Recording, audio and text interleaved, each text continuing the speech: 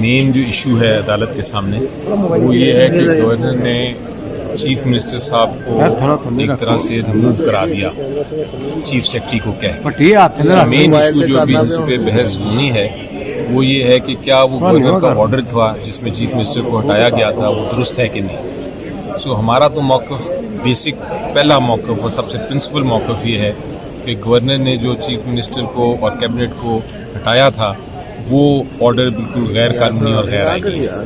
تو ہم نے سب سے پہلے اس پوائنٹ پہ جو ہے وہ ڈیسیجن لینی ہے. اس کے بعد نیکسٹ اسٹیپ ہے کہ وہ ایک بار وہ ریسٹور ہو جائیں پرماننٹلی، جو انٹرم آرڈر تھا وہ پرماننٹ ہو جائے تو پھر سوال آتا ہے کہ پھر کیا کتنے دن میں ووٹ آف کانفیڈنس لینے کی ضرورت ہے یا نہیں ہے.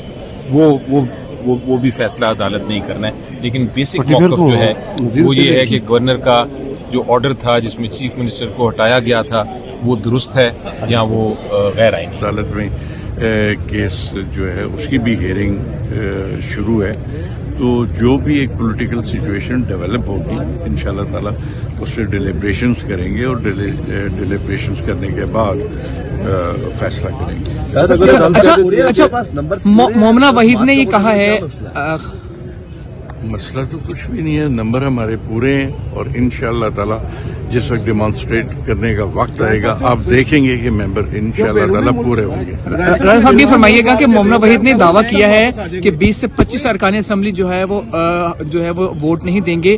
ان کا دعویٰ کتنی حد تک درست ہے؟ میں سمجھتا ہوں کہ وہ اسلام آباد میں بیٹھ کے دعویٰ کر رہی ہیں، انہیں گراؤنڈ ریالٹیز کا پتہ نہیں ہے. اگر یہاں پہ لاہور میں وہ موجود ہوتی ہیں ہماری پارلیمنٹری پارٹی کی میٹنگز میں تشریف لا رہی ہوتی تو پھر پتہ چلتا کہ انہیں کہ کتنے لوگ کس طرف کھڑے ہیں. میرے خیال میں ہمارا ایسا کوئی ممبر نہیں جو بیرون ملک. سر آج اعتماد کا ووٹ لینے جا رہے ہیں؟ دیکھیں ابھی تو کیس عدالت میں ہے تو عدالت